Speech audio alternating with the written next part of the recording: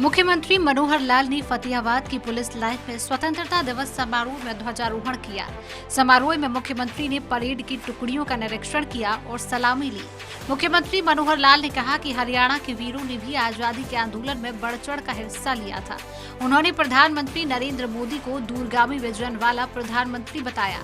CM ने कहा कि पीएम मोदी ने कई चुनौतीपूर्ण विवादों का चुटकियों में समाधान कर दिया। अयोध्या में भगवान श्री राम के भव्य मंदिर का निर्माण शुरू कर करोड़ों देशवासियों की आस्था को मजबूती दी है, जो अब पूरा होने वाला है। प्रधानमंत्री जी ने ऐसे कठिन कार्य जो करने बड़े चुनौतीपूर्ण थे, उनको एक चुटकी में करके दिखाया है। चाहे कश्मीर में धारा 370 को हटाना हो, 35A को हटाना हो, अथवा भगवान श्री रामचंद्र जी का मंदिर अयोध्या में बनाना हो, ऐसे बहुत से काम प्रधानमंत्री जी ने किए हैं। मुख्यमंत्री ने कहा कि हम पिछले 2 सालों से आजादी का अमृत महोत्सव मना रहे हैं। उन्होंने कहा कि युद्ध के दौरान शहीद हुए सेना और अर्धसैनिक बलों के जवानों की अनुग्रह राशि बढ़ाकर 50 लाख रुपए की गई है। वहीं आईईडी ब्लास्ट के दौरान शहीद होने पर भी अनुग्रह राशि बढ़ाकर 50 लाख रुपए की गई। सेना और अर्धसैनिक बलों के शहीदों के 367 आश्रितों को अनुकंपा के आधार पर नौकरी प्रदान की गई है। मुख्यमंत्री मनोहर लाल ने करनाल में भव्य तिरंगा यात्रा की अगुवाई की। मुख्यमंत्री ने कहा कि हमें देश की प्रगति के लिए काम करना चाहिए और देश के लिए जीना चाहिए। यात्रा के दौरान लोगों ने फूलों की वर्षा भी की। यात्रा के दौरान भारत माता के जयकारों से शहर की गलियां गूंज उठी। यात्रा में मेयर रेणु बाला गुप्ता और बीजेपी जिलाध्यक्ष योगेंद्र राणा ने अहम भूमिका निभाई। मुख्यमंत्री मनोहर लाल ने फतेहाबाद में विभाजन विभीषण स्मृति दिवस कार्यक्रम में शिरकत की। कार्यक्रम में पंचनाद स्मारक ट्रस्ट के राष्ट्रीय अध्यक्ष महामंडलेश्वर स्वामी धर्मदेव जी महाराज मौजूद थे। मुख्यमंत्री ने कहा कि आज का दिन भारत की बंटवारे का दुखद दिन है। हमें आजादी तो मिली, लेकिन इस आजादी की हमें भारी कीमत चुकानी पड़ी। आज का दिन हमें बंटवारे की वजह से जान गंवाने वाले पूर्वजों की याद तो दिलाता ही है, साथ ही हमें भाईचारे का संदेश भी देता है। पूर्व की सरकारों ने कभी ध्यान नहीं दिया, जिसका नरेंद्र मोदी जी ने सार्वजनिक तौर पर उल्लेख किया, और वो था कि आजादी से पहले हमारे देश का विभाजन हुआ। अगर और पीड़ादायक तरीके से मैं कहना चाहूं तो भारत मां के शरीर के अंगों को काट दिया गया। 2 अंग काट दिए, एक पूर्वी पाकिस्तान कहलाया, दूसरा पश्चिमी पाकिस्तान कहलाया। ये पीड़ा 14 अगस्त की रात्रि को हम लोगों ने सही है, देखी है, भोगी है। मुख्यमंत्री ने कहा कि विभाजन में भारत माता के 2 टुकड़े हुए। इस त्रासदी को भुलाया नहीं जा सकता, लेकिन पूर्व की सरकारों ने कभी इस ओर ध्यान नहीं दिया और न ही हमारे पूर्वजों को याद किया। उस पीड़ा से आहत होकर प्रधानमंत्री नरेंद्र मोदी ने देश के बंटवारे को 20वीं शताब्दी की सबसे बड़ी त्रासदी कहा। पीएम ने 15 अगस्त 2021 को स्वतंत्रता दिवस पर आजादी के अमृत महोत्सव का शुभारंभ किया। साथ ही इस विभाजन में अपनी जान गंवाने वाले लोगों की याद में विभाजन विभीषण स्मृति दिवस मनाने की घोषणा की थी। मुख्यमंत्री ने कहा कि पंचनाद संस्था ने पिछले 15 सालों से विभाजन के पीड़ितों को याद करने का जिम्मा उठाया। पंचनाद स्मारक ट्रस्ट कुरुक्षेत्र में देश का विश्व स्तरीय शहीदी स्मारक बना रहा है। उन्होंने कहा कि वो खुद अपने संपर्क से समाज के लोगों के सहयोग से 5.5 करोड़ रुपए की राशि इकट्ठा करके देंगे। इसके अलावा उन्होंने विधायक सुभाष सुधा, विनोद भयाना, सीमा त्रिखा, प्रमोद विज समेत 11 लोगों की ओर से 51 लाख रुपए के सहयोग की भी घोषणा की। उन्होंने पंचनाद स्मारक ट्रस्ट फतेहाबाद को भी अपने ऐच्छिक कोष से 30 लाख रुपए की सहायता राशि देने का ऐलान किया।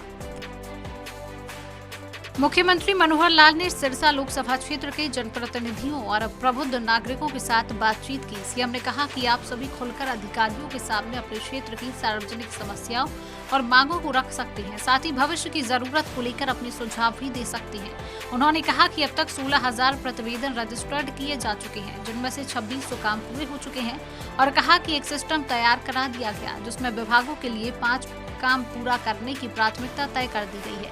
सीएम के इस अभियान में अब तक 10 लोकसभा की 90 विधानसभा क्षेत्रों को कवर किया जा चुका है। मुख्यमंत्री इस बैठक में सभी जनप्रतिनिधियों और प्रबुद्ध नागरिकों को अपनी बात रखने के लिए पूरा समय देते हैं। इसके लिए उन्होंने लगभग 2.25 घंटे का समय निर्धारित किया हुआ है।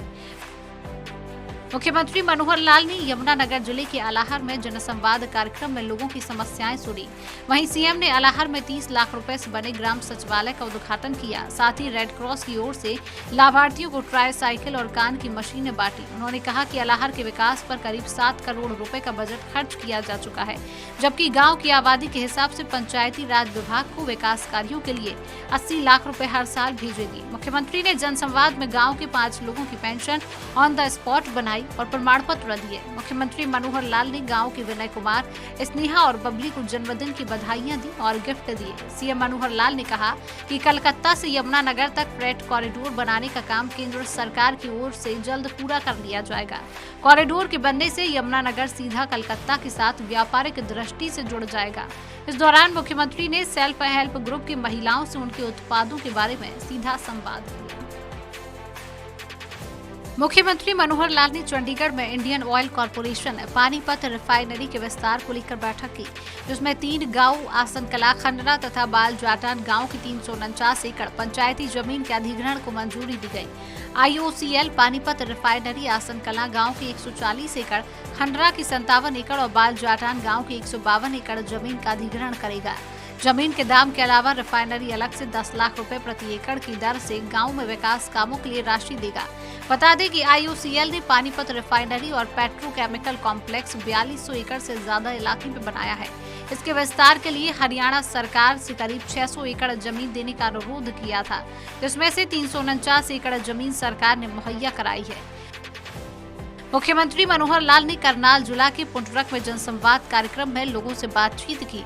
इस मौके पर सीएम ने कहा कि कांग्रेस सरकार ने 10 साल में जितने विकास कार्य कराए हैं, उससे 2 गुना ज्यादा काम बीजेपी ने 9 साल में कर दिए। 214 से पहले 100 में से 50 पैसे ही नीचे तक पहुंचते थे, लेकिन अब एक क्लिक से 100% राशि लाभार्थियों के खाते में पहुंचती है। और बताया कि PPP के आंकड़ों में पुंडरक की आबादी 3863 है, जिसमें से 53% लोगों की आय 1.80 लाख से कम है। आयुष्मान भारत योजना के तहत 1731 लोग पात्र हैं। इनमें से 1565 के कार्ड मंजूर हो चुके हैं। 108 लोग योजना का लाभ उठा चुके हैं। उन्होंने करनाल में वॉलीबॉल अकेडमी हॉस्टल के निर्माण की मांग पर विचार करने का भरोसा दिया। साथ ही उचाना बाईपास पर रेलवे अंडरब्रिज पर शेड डालने में रुकावट बन रहे बिजली के तारों का मामला जल्द सुलझाने के अफसरों को निर्देश दिए। मुख्यमंत्री मनोहर लाल की युवाओं को रोजगार दिलाने की पहल रंग ला रही है। इसी कड़ी में प्रमुख ग्लोबल हॉस्पिटैलिटी कंपनी OYO ने श्री विश्वकर्मा कौशल विश्वविद्यालय, हरियाणा कौशल रोजगार निगम और विदेश सहयोग विभाग के साथ MOU किया, जिसका मकसद डेनमार्क जैसे यूरोपीय देशों में हॉस्पिटैलिटी इंडस्ट्री में युवाओं को नौकरी के मौके मुहैया कराना है। मुख्यमंत्री ने कहा कि शैक्षिक संस्थानों, सरकारी एजेंसियों और OYO के बीच साझेदारी से युवाओं की रोजगार क्षमता और कौशल सेट को बढ़ाने का काम किया जा रहा है। उन्होंने कहा कि प्रदेश के युवाओं को ज्यादा से ज्यादा रोजगार दिलाना हमारी सर्वोच्च प्राथमिकता में से एक है। विदेशों में रोजगार मिलने से युवाओं के जीवन में बड़ा बदलाव आएगा। मुख्यमंत्री मनोहर लाल ने पंचकूला में मेधावी छात्र सम्मान समारोह में शिरकत की। इस मौके पर सीएम ने करीब 160 मेधावी छात्रों को प्रशस्ति पत्र देकर सम्मानित किया। इनमें 10वीं और 12वीं में उत्कृष्ट प्रदर्शन करने वाले छात्र शामिल थे। मुख्यमंत्री ने कहा कि जीवन में अच्छा मनुष्य बनने के लिए कड़ा परिश्रम करना अत्यंत जरूरी है। किसी भी विद्यार्थी की प्रतिभा को निखारने में माता पिता का सबसे पहला स्थान है। उसके बाद शिक्षक गण इस दिशा में अपनी सर्वोत्तम भूमिका निभाते हैं। इसके बाद मनुष्य के विचार निरंतर आगे बढ़ने के लिए प्रेरित करते हैं। सीएम ने कहा कि अच्छा मनुष्य बनने के लिए व्यवहारिक परिश्रम हमें मेधावी बनाता है। उन्होंने कहा कि विद्यार्थियों ने अभी तक जो भी अर्जित किया है वो उसे सीढ़ी बनाते हुए जीवन में निरंतर आगे बढ़े। ये मेरा है, ये तेरा है, ये सोच रखने वाले बहुत छोटी सोच के लोग होते हैं। आगे है उदार चरिता नाम तो वसुधैव कुटुंबकम। उदार चरित उन्हीं का होता है जो ये सब सोचते हैं कि पूरा विश्व ये मेरा परिवार है। जब इतना बड़ा विचार आदमी का होता है फिर वो अंतर्राष्ट्रीय संबंधों की बात सोचता है। हरियाणा के मुख्य सचिव संजीव कौशल ने महेंद्रगढ़, झज्जर और रेवाड़ी के उपायुक्तों के साथ वीडियो कॉन्फ्रेंसिंग के जरिए बैठक की। मुख्य सचिव ने खेतड़ी नरेला बिजली ट्रांसमिशन एक्सटेंशन लाइन के टावरों का काम 10 दिन में शुरू कराकर लाइन का काम जल्द से जल्द पूरा करने के निर्देश दिए। मुख्य सचिव ने कहा कि खेतड़ी नरेला लाइन एक्सटेंशन पर 119 टावरों में से महेंद्रगढ़ जिले में 8, झज्जर जिले में 85 और रेवाड़ी में 26 टावर लगने हैं, जिसके लिए टावर फाउंडेशन की मार्किंग, वाटर लॉगिंग, मुआवजा जैसी दिक्कतों को तुरंत दूर किया जाए। मुख्य सचिव ने कहा खेतड़ी सब स्टेशन से बिजली निकासी के लिए बनने वाली लाइन का काम मार्च 2024 तक पूरा होना चाहिए। बैठक में पावर यूटिलिटीज हरियाणा के चेयरमैन पी.के. दास, ऊर्जा विभाग के अतिरिक्त मुख्य सचिव ए.के. सिंह, महेंद्रगढ़ की उपायुक्त मोनिका गुप्ता, झज्जर के उपायुक्त शक्ति सिंह और रेवाड़ी के उपायुक्त मोहम्मद इमरान रजा मौजूद थे। महिला एवं बाल विकास विभाग के अतिरिक्त मुख्य सचिव डॉक्टर सुमिता मिश्रा ने विभाग और संयुक्त राष्ट्र विश्व खाद्य कार्यक्रम के बीच सहमति पत्र पर हस्ताक्षर किए। एलओयू में एकीकृत बाल विकास सेवाओं की पोषण प्रभावशीलता बढ़ाने और महिला सशक्तिकरण को बढ़ावा देने के लिए काम किया जाएगा। सुमिता मिश्रा ने कहा कि एमओयू के जरिए पोषण और लिंग सशक्तिकरण के क्षेत्र में काम को मजबूत करने के लिए ज्ञान, कौशल और विशेषज्ञता के हस्तांतरण का आदान प्रदान होगा और कहा कि WCD विभाग हरियाणा में महिला सशक्तिकरण को बढ़ावा देने के लिए WUFP के साथ जुड़ेगा। महिला एवं बाल विकास विभाग के निदेशक मोनिका मलिक और देश में विश्व खाद्य कार्यक्रम की प्रतिनिधि एलिजाबेथ फॉर के बीच LOU का आदान प्रदान।